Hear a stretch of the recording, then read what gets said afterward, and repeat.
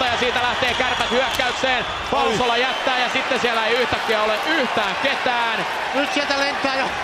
Yksi kappale juomapulloja. Juomapullot lentää sitten kentälle. Wariner paikassa, mutta ei onnistu, ei osu kohdalleen. En tiedä mistä tuo juomapullo sitten tuonne kentälle tuli. No se tuli yksinomaan ja ainoastaan tuolta Jokereiden aitiosta. Pääsee sitten Silvanderilta kypärän pois päästä, joten kyllä tässä jälleen alkaa olemaan. Ja tässä tuo tilanne tulee. Maestro Hannu Jortikka.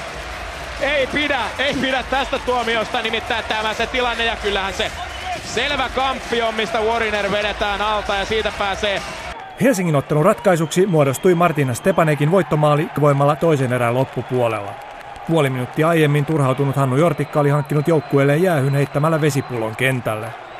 Jortikka löysi kuitenkin laajempia syitä joukkueensa tappioon. Kyllä meidän eka erässä olisi pitänyt pystyä saamaan joku maali aikaiseksi, että kuitenkin laukauksia ja torjuntoja ja paikkoja oli. En mä nyt näe pelkästään siihen toiseen erään jäähyilyyn.